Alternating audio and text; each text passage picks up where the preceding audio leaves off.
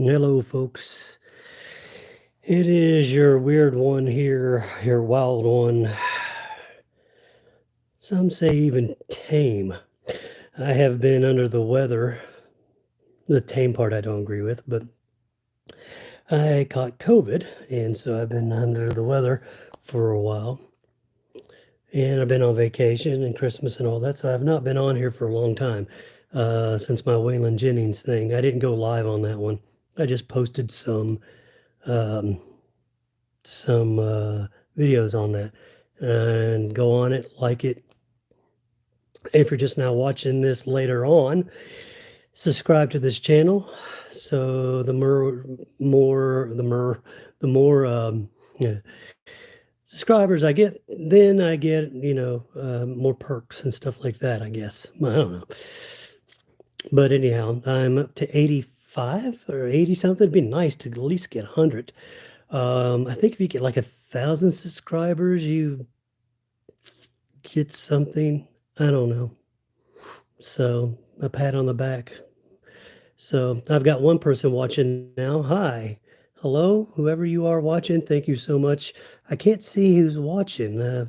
Sometimes it shows me on here, sometimes it don't. I don't know why it's not showing me this time. But okay. Thank you for watching. We're going to play. Usually I play What's in the Box. If you've never watched What's in the Box, that's what I reveal on some of my true crime items I got. And so today is What's in the Envelope. I assume I know what this is, but it may not be anything. I don't know.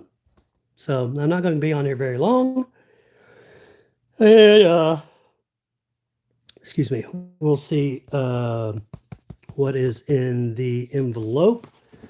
Let me get some little doodads here to open this bad boy up. And excuse me, I had to take care of my nose. Oh. Yeah. So I'm going to look up some information on something real quick because I have a feeling I know who this is in this bag here. I'm sorry, in this envelope. So I want to make sure I have my information all up and ready and not look, you know, so much like a newbie at this. So anyhow, yeah. So this is going to be a pretty cool item if I think I know what this is. So okay. So anyhow, if you join me later, that's okay. I'm happy with that. So here we go. So I'm opening up this box, bag, envelope, to see what is in it, see what I got. By the way, this came from Curious Enterprises out there in California, P.O. Box 666. How ironic. All right, what we got here?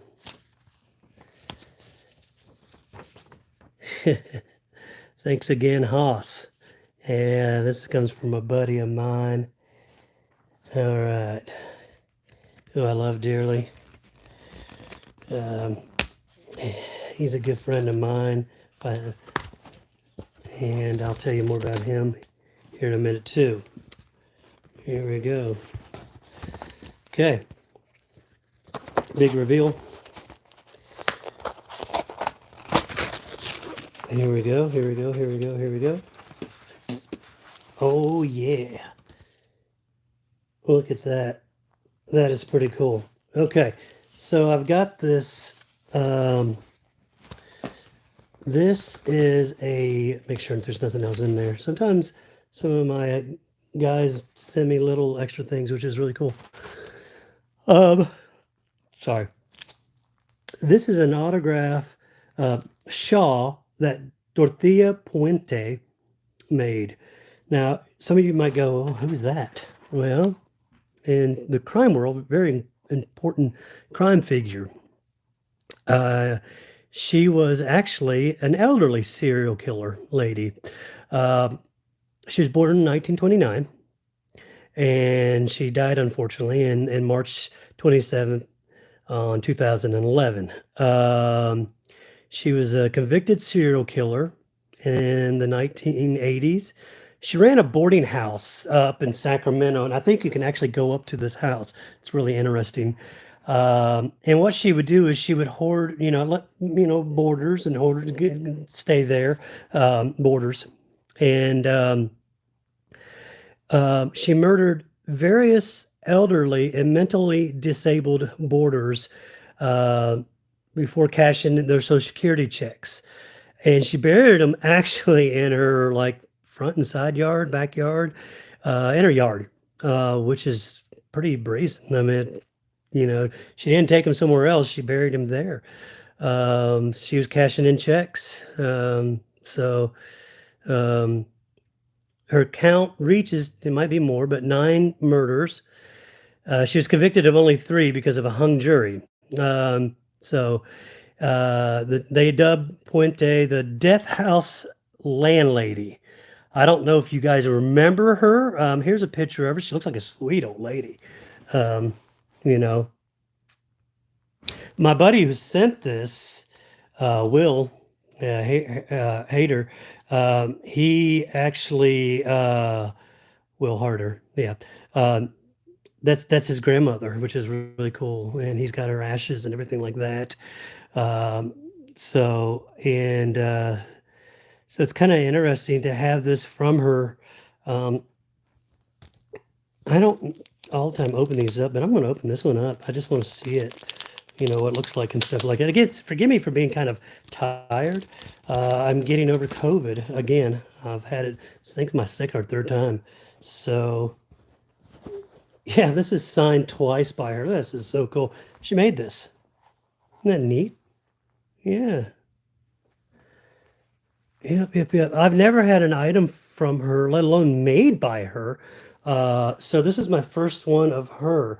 I've had some ladies before. The other ladies I've got is the Manson ladies. I've got Susan Atkins and Patricia Krimwinkle and Leslie Van Houten's autograph and letters. Um, and then I've also got Bonnie and Clyde original wanted poster. So this is kind of, I'm going to dedicate this little hour or a few minutes really to the ladies, but we're going to focus on Dorothea real quick though. This is really interesting. This is really cool because she, not only that, she signs it twice and she made this, which is really handmade. This is really nice. I'm going to probably frame this one. I'm sure Will would like that. Yeah, Will talked really good about her and talked how she was a really nice lady. And matter of fact, go to Will's. I'm gonna give a little plug here.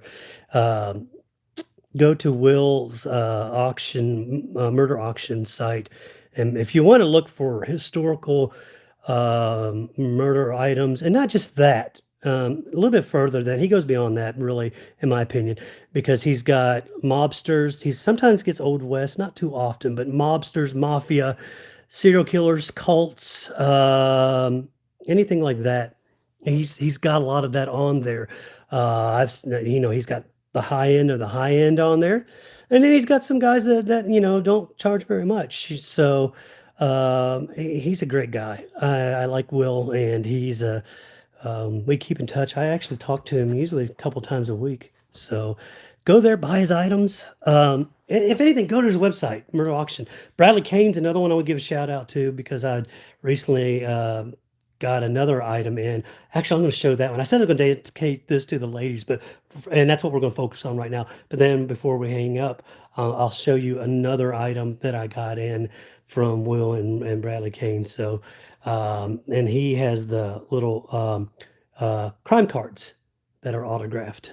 So, which is really cool. All right. So a little bit of background. I'm not going to go through all this. Dorothea was born in California, the Redlands, in 1929, January the 9th. So her birthday is coming up. Oh, cool. So, seems like she had a rough life because it seems like her family, Dorothea's, was alcoholic. Her father threatened to commit suicide in front of the kids. Okay, there's some mental trauma right there, you know. So her father did die of tuberculosis. Mother lost custody of the children in 1938 and died in a motorcycle accident at the end of the year. So uh, Dorothea was sent to orphanages. Here we go, another mental uh, that would hurt somebody mentally is she was sexually abused. There's a correlation I've noticed a lot of times in true crime figures, not just serial killers, but cult figures, mafia figures, mob, bank robbers. The nature versus nurture, you know, it always goes back to that too. Okay, was it nature versus nurture? Was it something mentally that happened? Was it happened when they were kids? Is there telltale signs? You know, the three signs of the serial killer signs, and I'm already starting to see a little bit of it right here and reading just this little passage.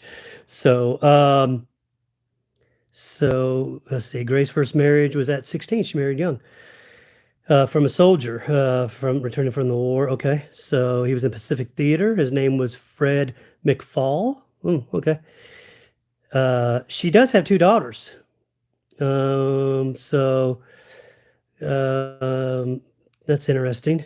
So, okay, so we're fast forwarding a little bit over this.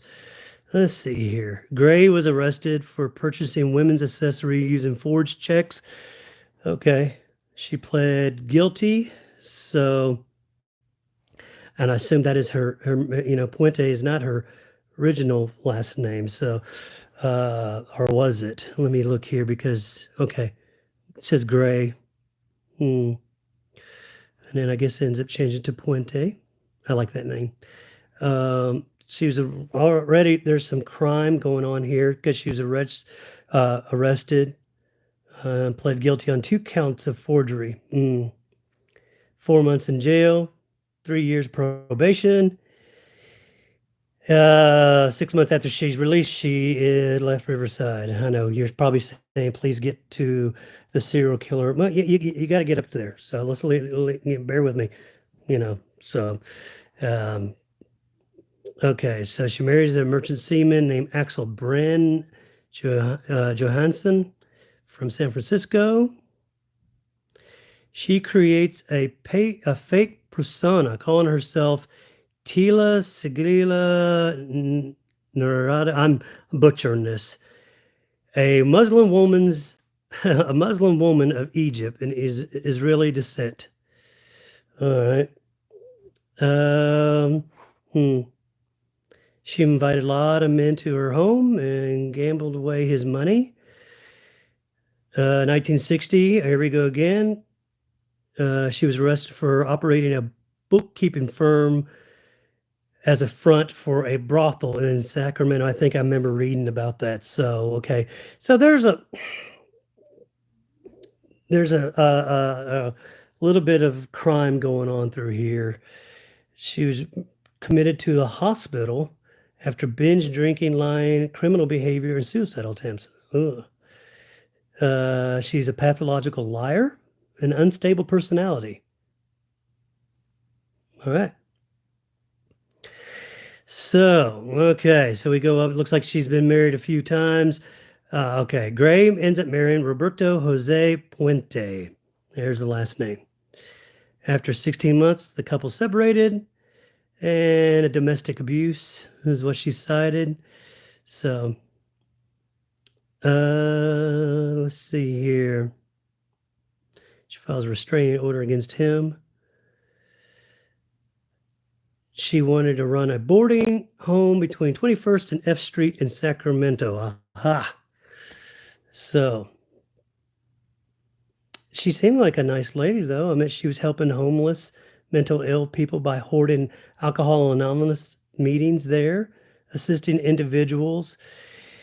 But she, you know, there's more than meets the eye here. So in 1978, Gray was charged and convicted with illegally cashing 34 state and federal checks that belonged to her tenants. She was given 5 years probation and ordered a $4,000 restitution. So, well, Ruth Monroe, I remember hearing about this, ends up coming and living with her.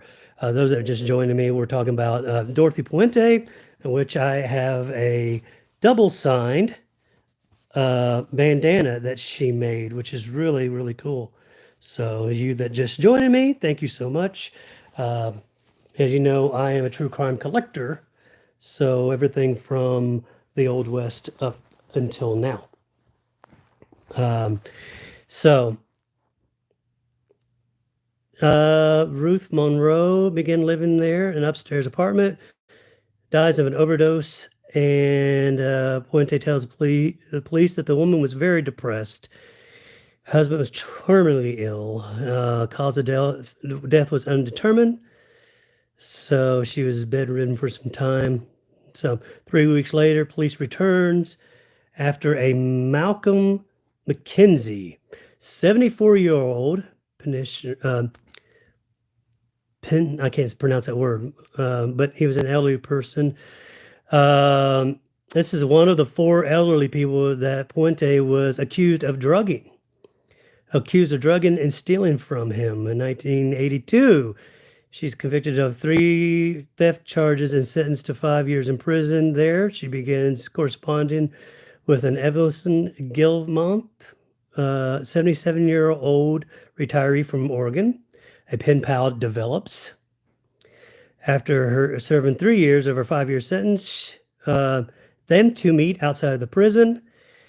Their relationship develops as being good friends. And however, in 1985, Puente hires a man named Ishmael Florenzi to install some wood paneling for the labor, $800. Puente gave him the red Ford pickup and said that stated belonged to her boyfriend in Los Angeles, who no longer needed it. She asked Flores to build a 6 by 8 foot box to store books and items for. Yeah, okay. 6 by 3 by 2 box. All right. And the gentleman assists with him.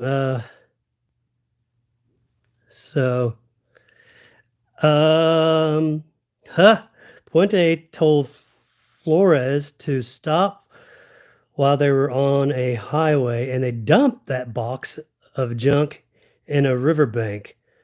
Unofficial household junk dumping. A fisherman spotted the coffin-looking box. They opened it up, and they found a badly decomposed, unidentified body of an elderly man inside. Ugh. And Puente continued to collect Gilmont's pension and wrote a letter to his family explaining the reasons why he had not contacted them because he was ill. Here's another illing story. So, okay, so you're starting to see this little pattern here. They get them there. She drugs them up or gets them overdosed or sick and they die. She dumps them or she buries them in her yard. So, suspicion first arose when the neighbors noticed an odd activities of a homeless alcoholic, only known as Chief, who Puente stated that she adopted and hired as her handyman. Puente's Chief dug in the basement and soil and rubbish away with a real wheelbarrow. At the time, the basement was covered with concrete slab. Chief later dismantled the garbage in the backyard and installed a fresh concrete slab there as well. Soon afterwards, here we go again, the gentleman that was helping her, simply known as Chief, disappears. So, November 11th, 1988, the police inquired the disappearance of a tenant named Alvaro Bert Montoya.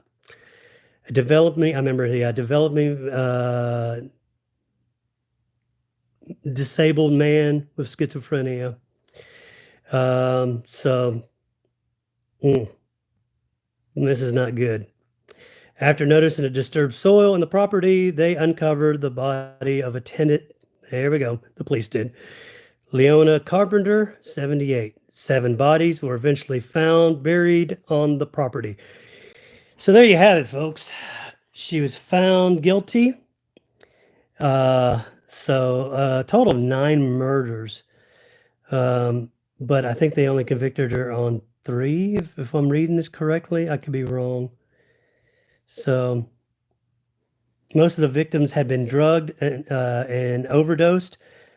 She would wrap them in bed sheets, plastic linen, and then drag them into open pits in the backyard and bury them.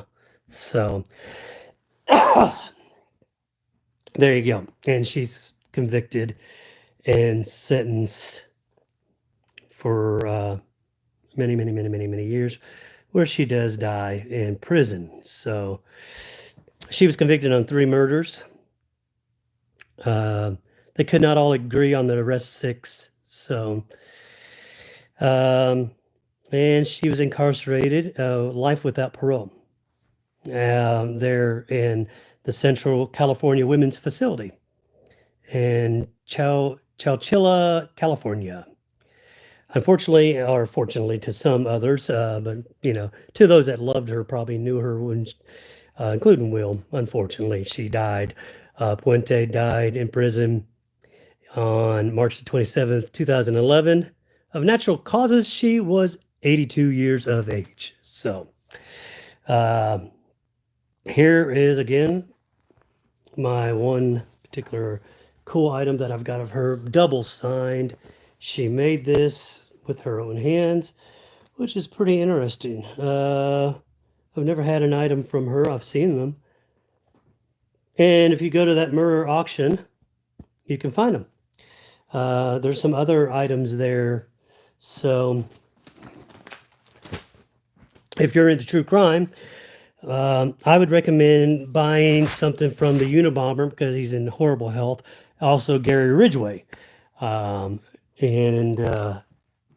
I would get something from him too, because he is another one that is not in very good health.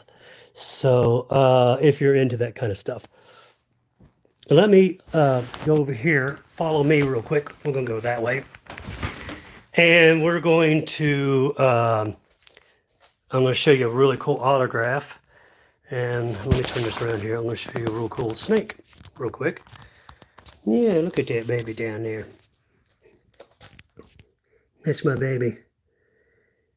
She's a beauty. I love her. Yep, that's Princess. Okay, here we go. I'm back. Yeah, look at this. Now this is, you heard the old saying, big things come in small packages. Well, that is definitely me. When it comes to this kind of stuff, look at this. This is Ted I can't speak tonight. Kaczynski, the Unabomber. Some of you guys remember him probably. In 1996, he was found in a primitive cabin out in Montana. So, with a lot of explosives, 16 explosives that killed 3 people. That's what he was charged with, and injuring 22 others. So from 1978 to 1995. Good Lord, he got away for a long time. So do you remember this drawing here? I remember it quite well. There it is. And there is his autograph there. Yeah, buddy. That autograph right now is worth quite a bit of money. It'll end up going a lot higher whenever he passes away. So again, those from the 80s and 90s, you probably remember the Unabomber. So again, that's what, the famous picture of him. Yep. So those 2 are my newest acquisitions that I've obtained. So I don't think I've got anything else new that I've showed you guys. Oh, here, I will show you this. We were talking about the ladies. Yeah, check this out. All right, hold on. I'm going to turn this around here real quick, so bear with me. There you go, Leslie Van Helton's autograph. Boom. All boxed up, all framed up, I should say. Her autograph is very hard to get, so that's pretty cool.